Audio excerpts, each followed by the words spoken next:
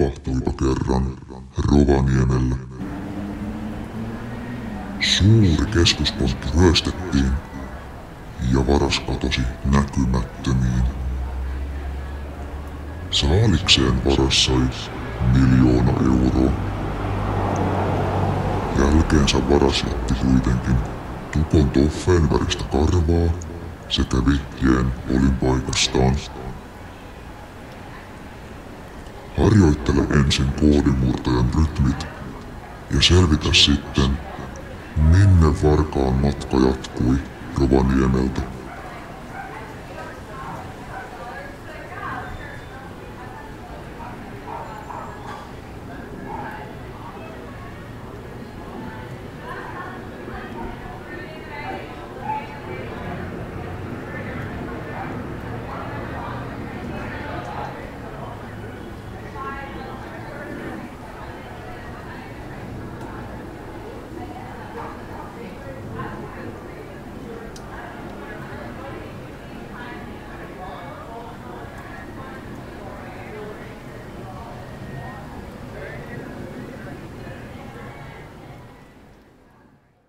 Varas ehti piileksiä Kiilissä useamman viikon. Poliisin epäilykset kuitenkin heräsivät, sillä paikalliselta torikojulta olivat jatkuvasti vesimelonit loppu, eikä poliisipäällikkö kyennyt enää valmistamaan lempiruokaansa. Vesimelonipizzaa.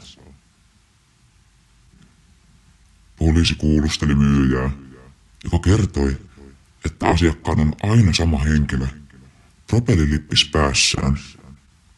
Miksi kyselette? Kysyi kauppias. No, ihan hyvä, jos saatte hänet pysymään poissa.